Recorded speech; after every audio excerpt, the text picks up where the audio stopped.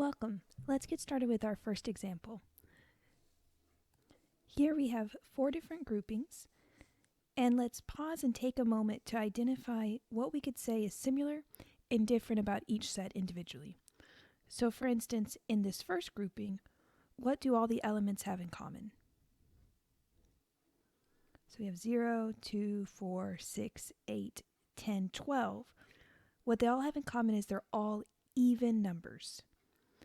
And if I wanted to try to describe this verbally, I could start by saying it's the even numbers.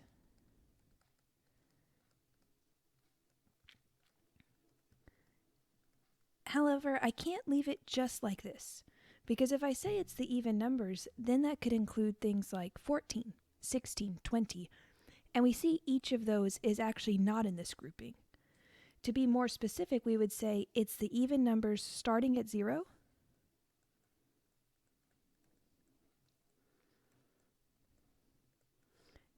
and ending at 12. So we've precisely said it's all the even numbers between 0 and 12. Now let's turn our attention to this next grouping. And one thing that we want to take forward throughout the course is if you ever see this collection of multiple dots in a row after a comma in a list, what that means is the pattern that was set continues as you'd expect. So for us, let's identify what was the pattern set by the first 5 items. 1, 3, 5, 7, 9. Those look like odd numbers starting at 1. And since we have the dots, that tells us the pattern continues. So next up would be 11, 13, 15. And since there's no ending point, that pattern just continues out forever and ever. So the next item would be 11, then 13, 15, 17, 19, and it will continue adding all the odd numbers. So if we wanted to find a way to verbally describe this well, we would say, well, it has to do with odd numbers, but to be more specific, it has the lowest odd number included is 1, and then it includes all the future odd numbers past that. So we might say the odd numbers greater than or equal to 1.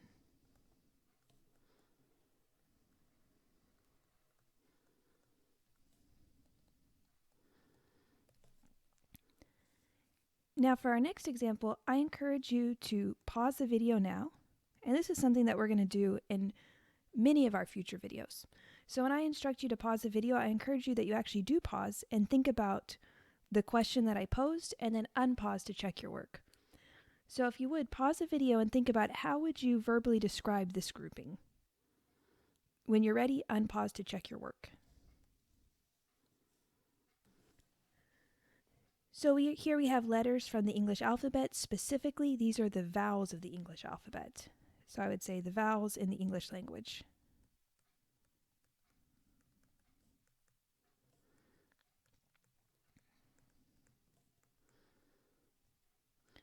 Now finishing it up, we have our last example, Tennessee and Texas, and thinking through what do these two things have in common that we could describe. They are the 2 states in the United States that start with a T. So these 4 examples were our first introduction to the idea of sets. So a set should be thought of as a collection of objects.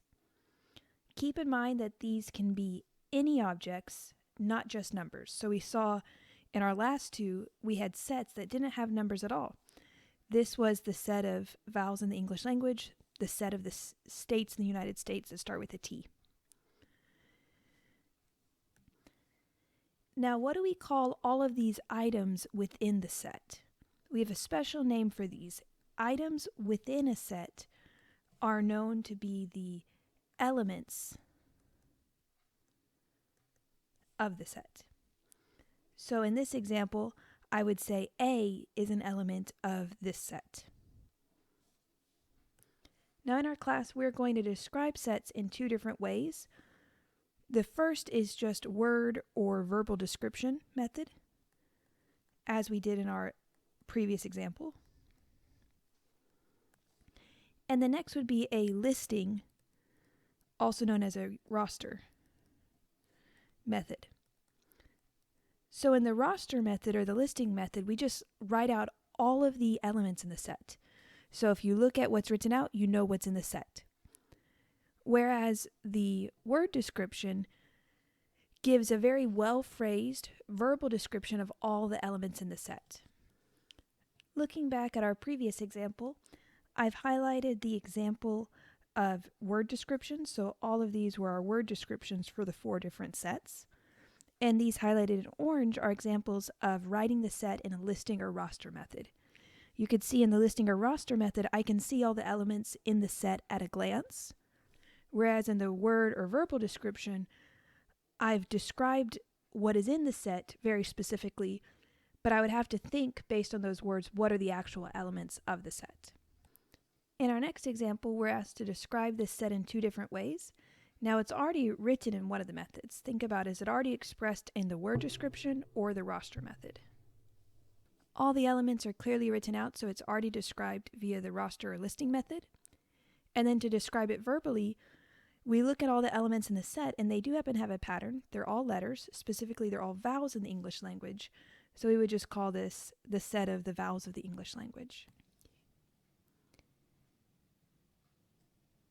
In particular, whenever we look at word descriptions, we bring in the idea of well-defined.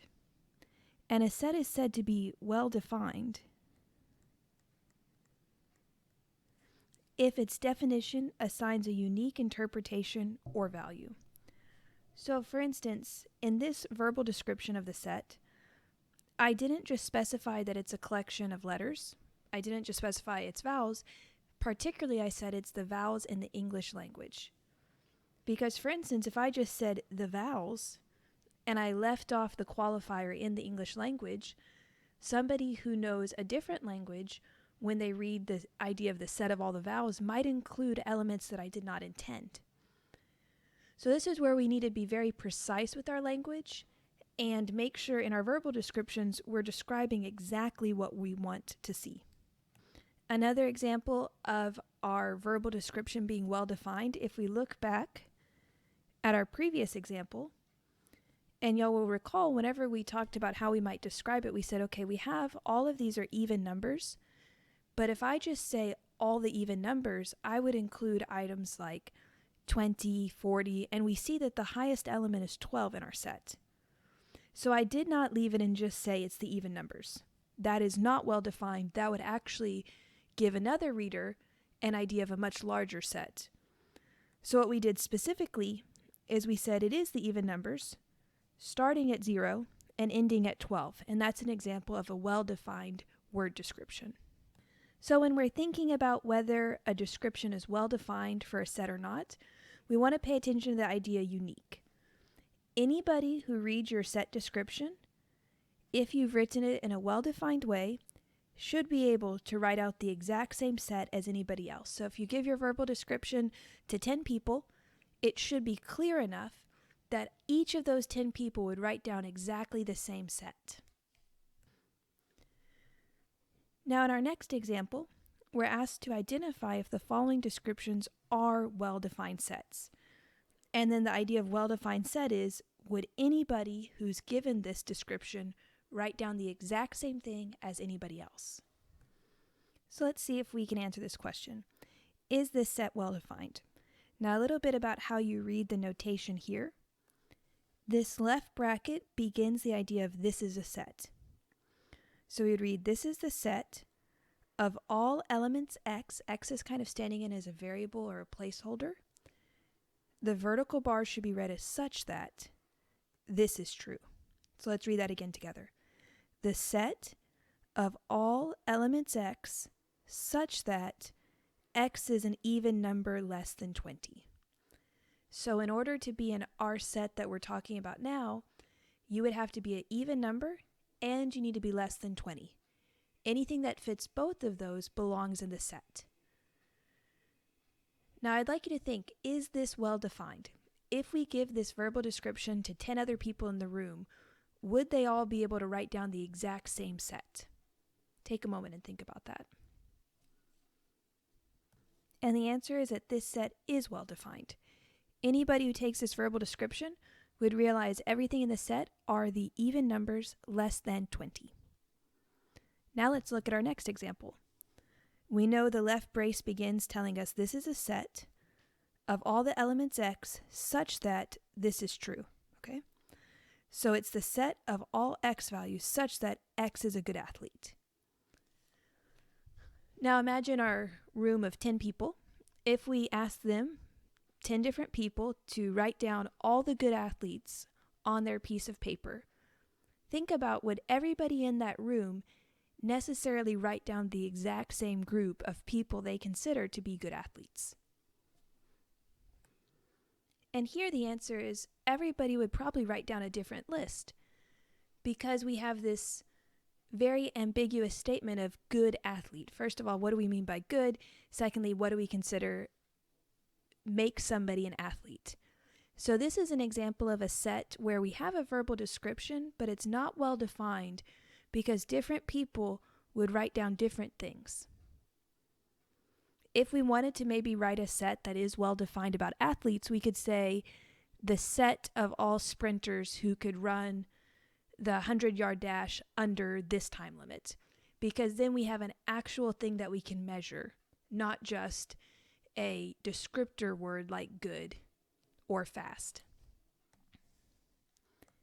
Our next set that we're going to look at is the set of all x's such that x is considered to be a beautiful rock.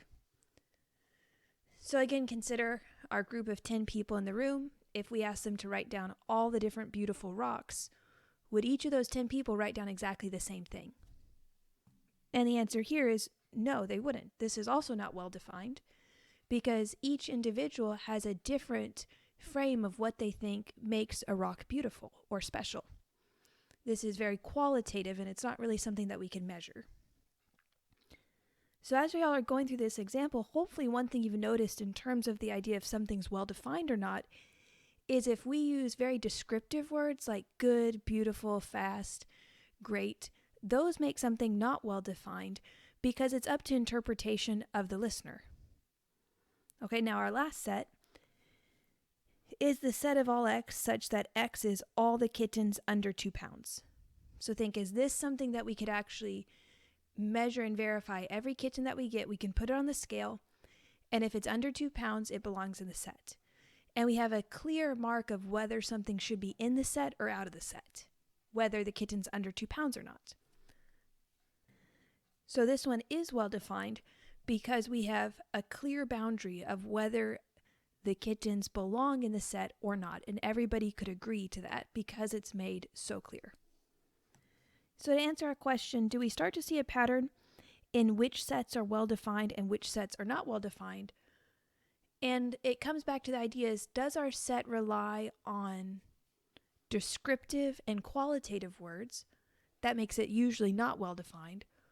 Or does it depend on certain quantitative things that we can measure and things that we can see, which clearly tell us whether something's in a set or not because you have this metric that you can go by?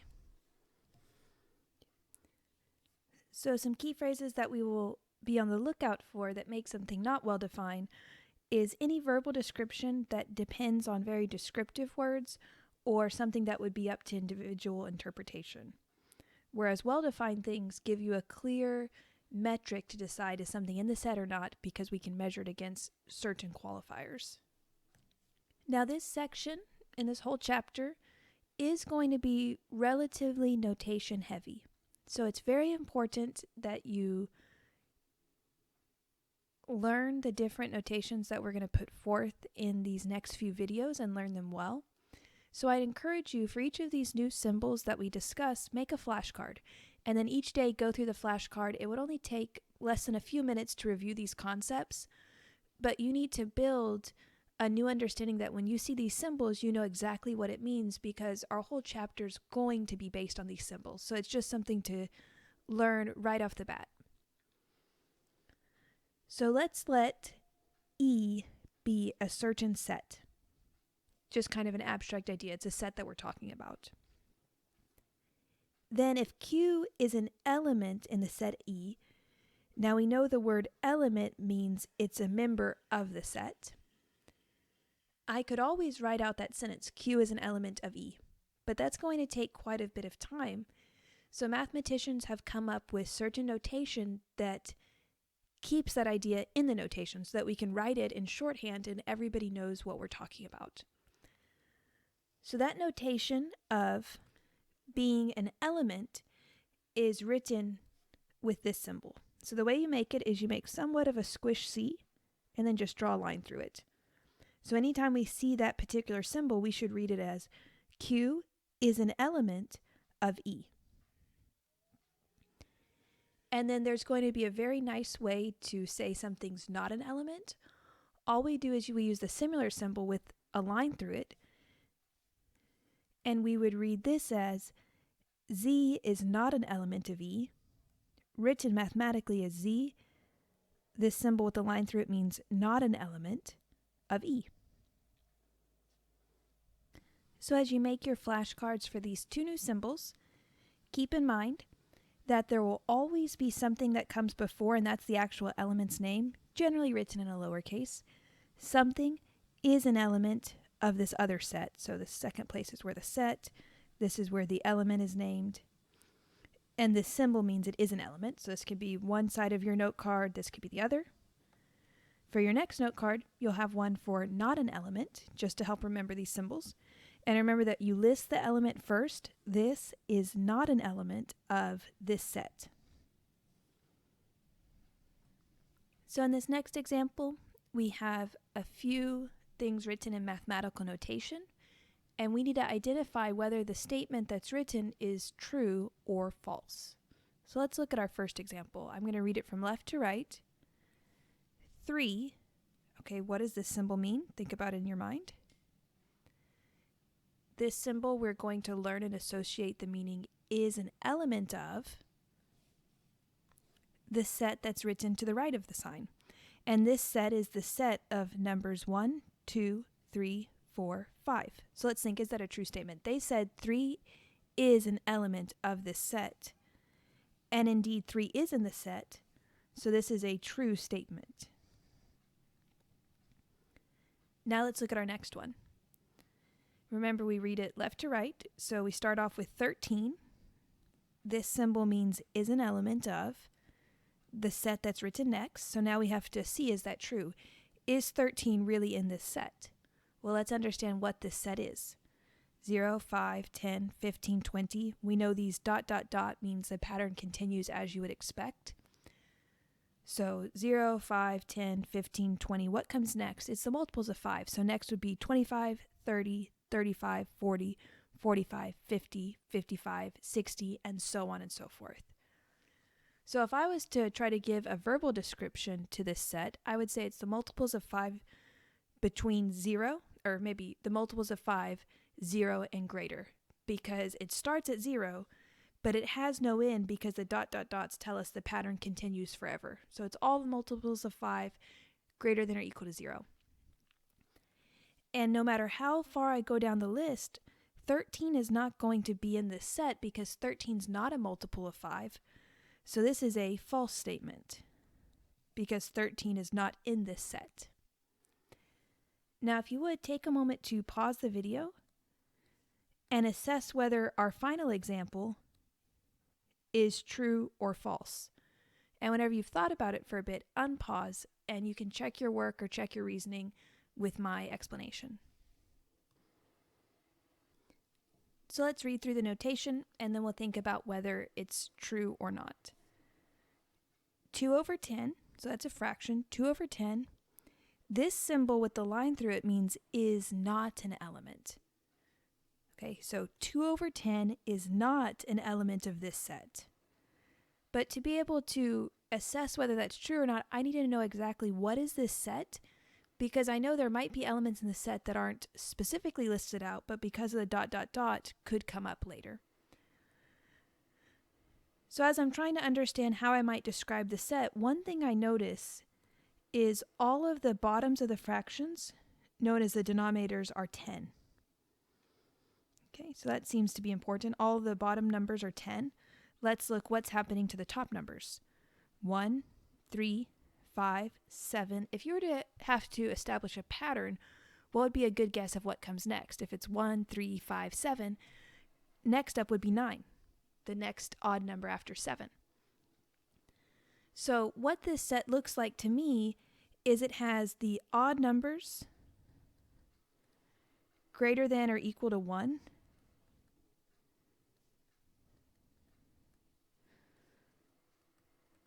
over 10. And the ... tells us the pattern continues. So next we should expect 9 tenths, 11 tenths, 13 tenths, 15 tenths, and the pattern's just going to continue forever. So now that we've taken some time to understand what is this set, we can assess whether the statement is true or false. So 2 over 10 is not an element of this set. So let's think. Does 2 over 10 belong here? 2 over 10 does not belong here because 2 is an even number, and our pattern is that the top number had to be an odd number greater than 1.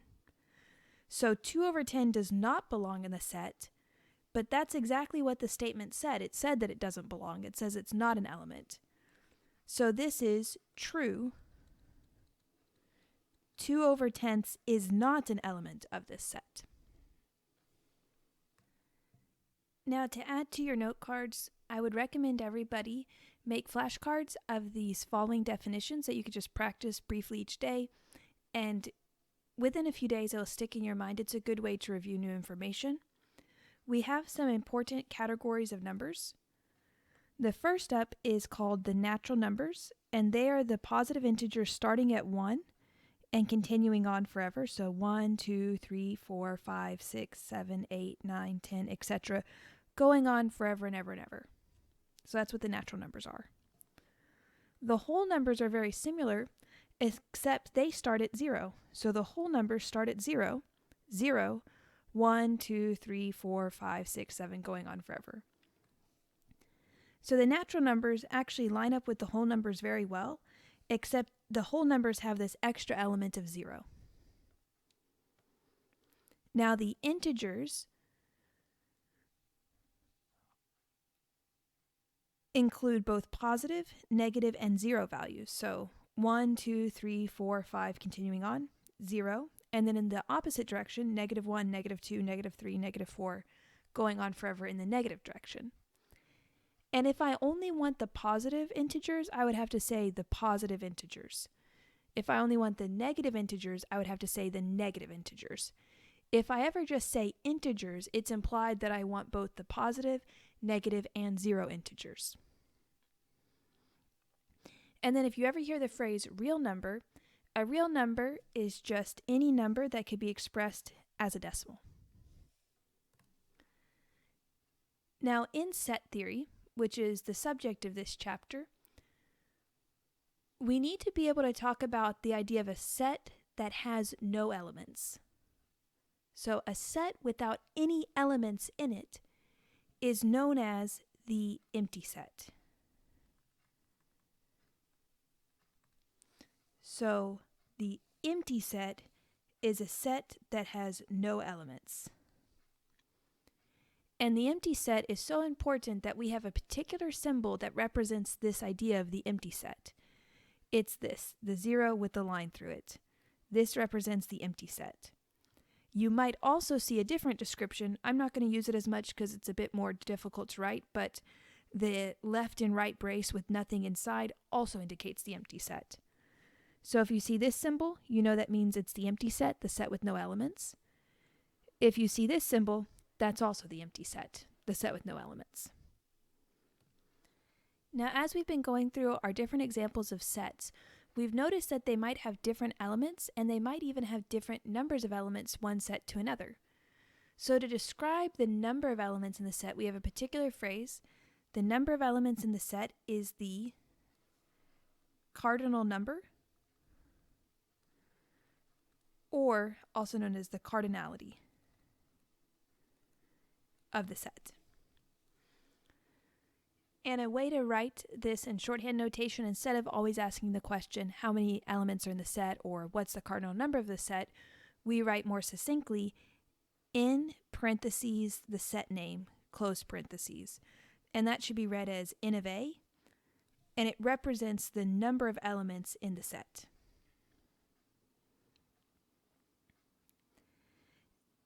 Now, one thing to keep in mind whenever we're counting the number of elements in a set is if the element are repeated in the set, they should not be counted more than once when determining the cardinal number. So what I mean by this is in this set A, 1, whose elements are 1, 2, 3, 1, 3, 5, if I was counting the number of elements in A, so I would write that as, remember, in parentheses A means how many elements are in the set named A. I would begin to count and I would say, okay, there's 1 element, 2 element, 3 element, and 1 has already been established before, so I don't count it as a new element, it's a repeat. 3 has already been counted before, so I don't count it. And now here's my 4th element. So there's 1, 2, 3, 4 elements in set A. So anytime an element repeats, you do not count it multiple times. You just count it the first time it occurs, and you don't count it future times. So in our next example, we have quite a few different sets listed and described, and then we're asked to find the cardinal number of each set. We know the cardinal number is a phrase that says how many elements are in the set. So let's do the first few together, and then I'll ask you to pause the video and complete the remaining problems on your own. So looking here, the set K is equal to the set that includes elements 3, 67, 109, 201. So the number of elements in set K, that's our notation for the number of elements in K, is there's 1, 2, 3, 4, no repeats, so there's 4 elements there. Next up, set M is the set that includes the number 0. So the number of elements in set M, how many elements are there? Remember, how many elements is a quantity. How many things are there, not what are they?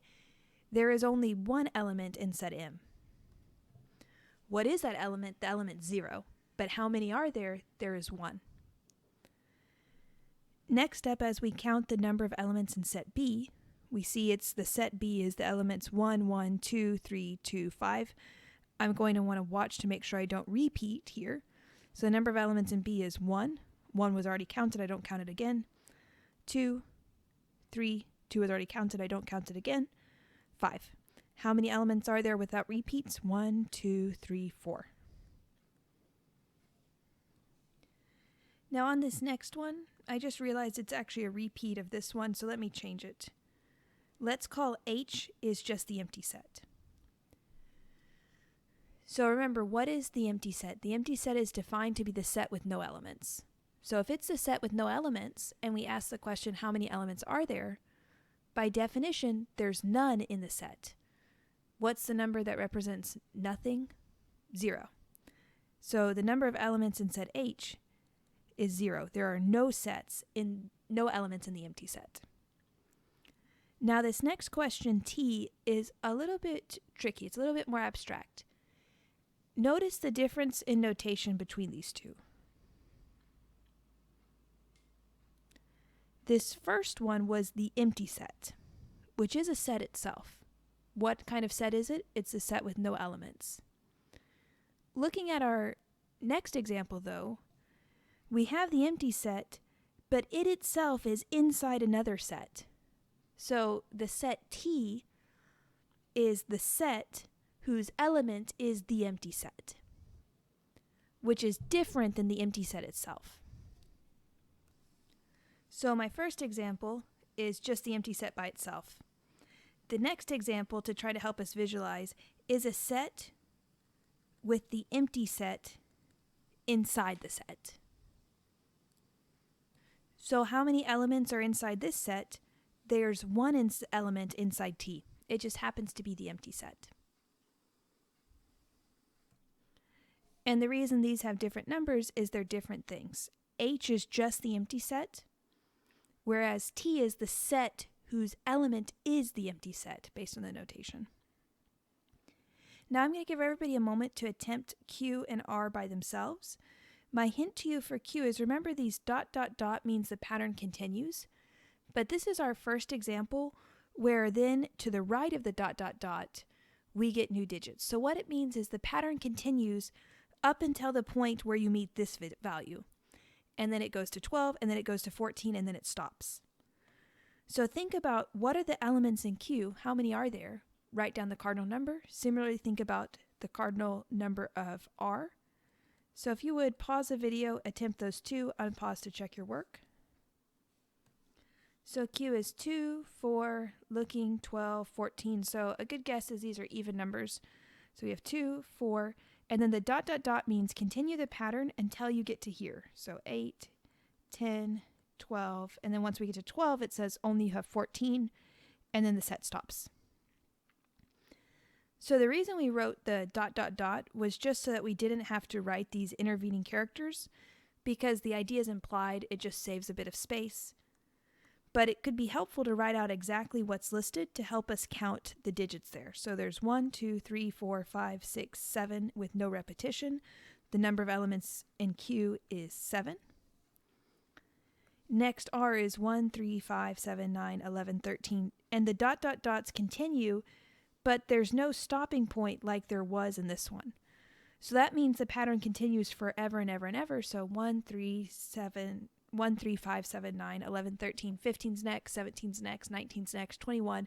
It's all the odd numbers, and it's going to continue going forever and ever and ever because there's no stopping to it.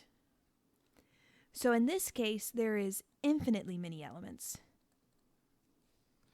And we have a particular symbol for that. If the number of elements in the set is infinite, then we write this sideways 8.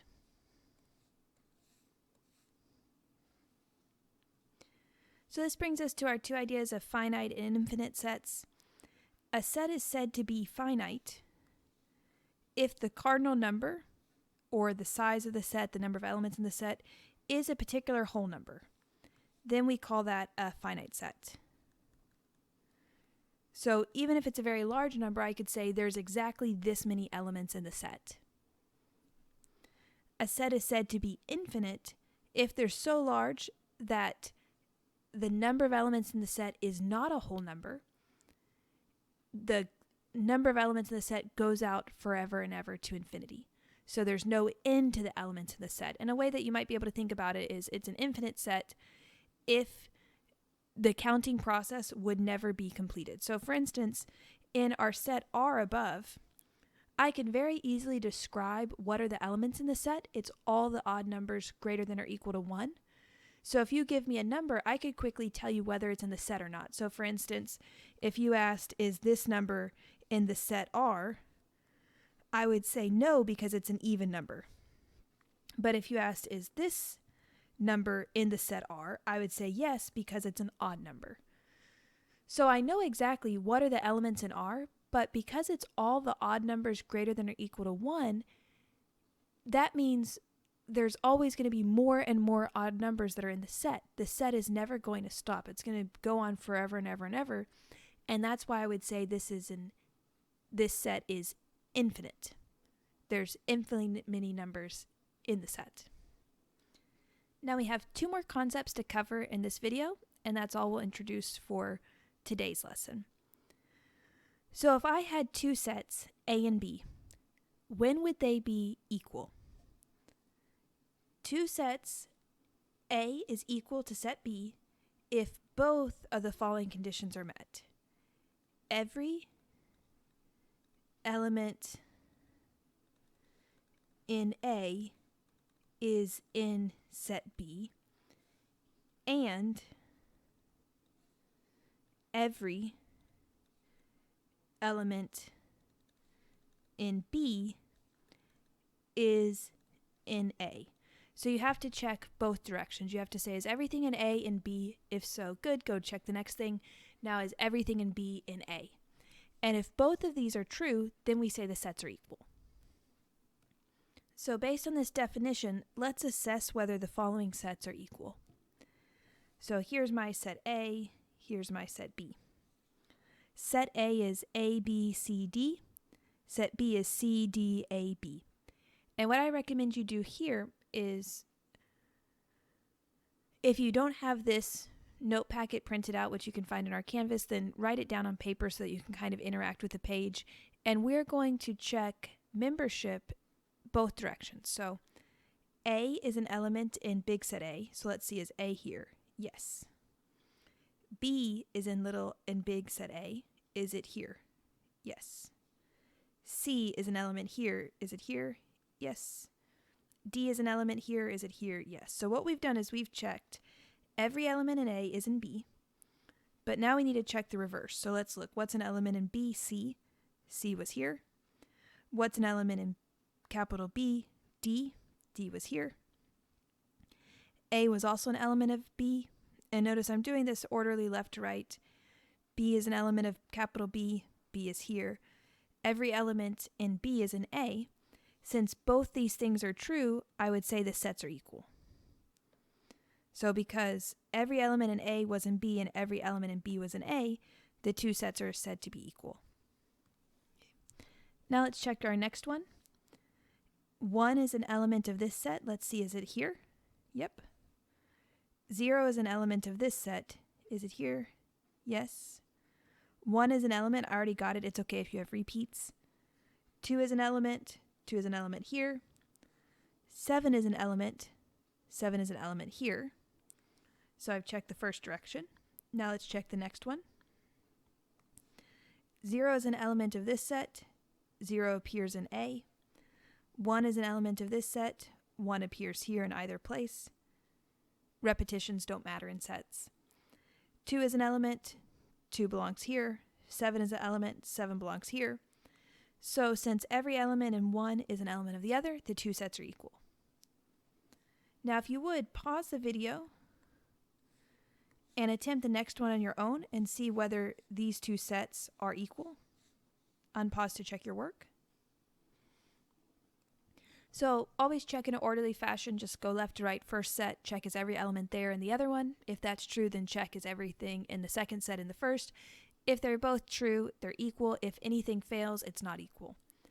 So -5, let's see, is it in the other one? Yep. -2, is it in the other one? Yes. 0, it's in the other one. 1, here. 5, here. So far, everything in the first set was in the second set, but let's check the reverse. -5 here. -2 is here. 0 is here. 1 is here. 5 is here. But then whenever we check 8, notice 8 is an element of the second set, but it's not represented in the first set. So this is an example where every element in the first set is in the second set, but as the second set actually has extra elements, there are elements in the second set that are not in the first. So the second condition is not met, and unless both are met, they can't be equal, so this is not equal. Now in our final example, you have two different descriptions. One is a word description of a set, one is a listing method of a set, and you need to assess whether those are both representing the same sets. So think about, is the set of all real numbers, is the set of all odd numbers the same set as the set which is described by 1, 3, 5, ... means pattern continues, so that's like 1, 3, 5, 7, 9, 11, etc. Think about whether is every element in the set of all odd numbers represented in the set that starts at 1 and is the odd numbers after 1. These would be not equal because whenever we say all odd numbers, it actually includes positive and negative. So for instance, -1, -3, -5, -7, those are all elements in the first set, which are clearly not part of the second set because the second set could be verbally described as all positive odd numbers. So these two sets are not equal. So our final definition is two sets are said to be equivalent if they have the same number of elements. So keep in mind, I'm not saying they have the exact same elements. That would be equal. They're equivalent if they have the same number. So not the same actual items, but the same number of items. Let's look at two examples. We're asked, are these two sets equivalent? Well, the way to determine that is to count how many elements are in each set. So let me call this set A so we can talk about it. This is set B. The number of elements in set A, remember this is our notation from before, in parentheses A is the number of elements in A, also known as a cardinal number. There's 1, 2, 3, 4 different elements in A. The number of elements in B, remember when you're counting the number of elements, you don't count repeats as different. So 1, 3, 5, we've already counted 1, we've already counted 3, we've already, now 7, 1, 2, 3, 4 distinct elements. Since the number of elements in both is the same, both have 4 elements, these are equivalent.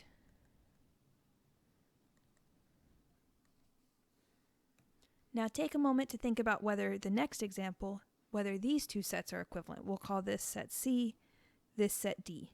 Begin by counting the number of elements in each set. If they have the same number of elements, they're equivalent. If it's a different number, they're not equivalent.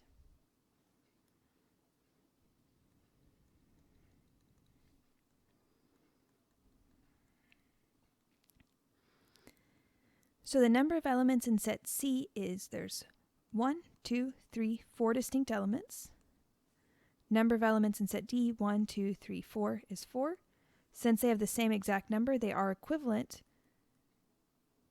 However, they are definitely not equal because while they have the same number of elements, the elements themselves are not the same.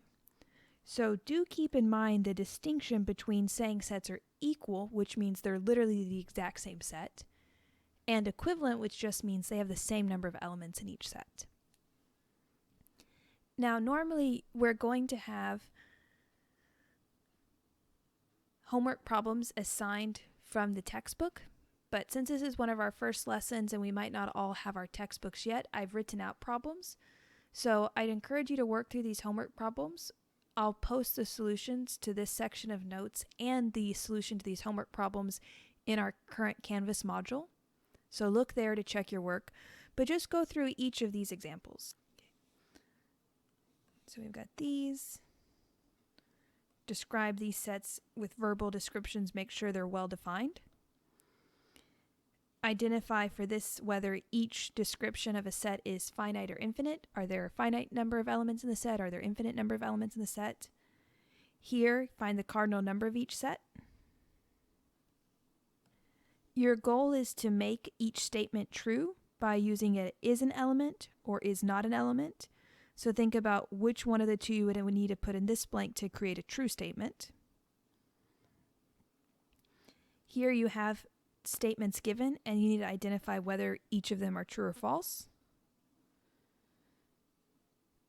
And then for our final one is it possible to have two sets that are not equal and not equivalent? If that is possible, write down an example of two sets that are not equal and not equivalent.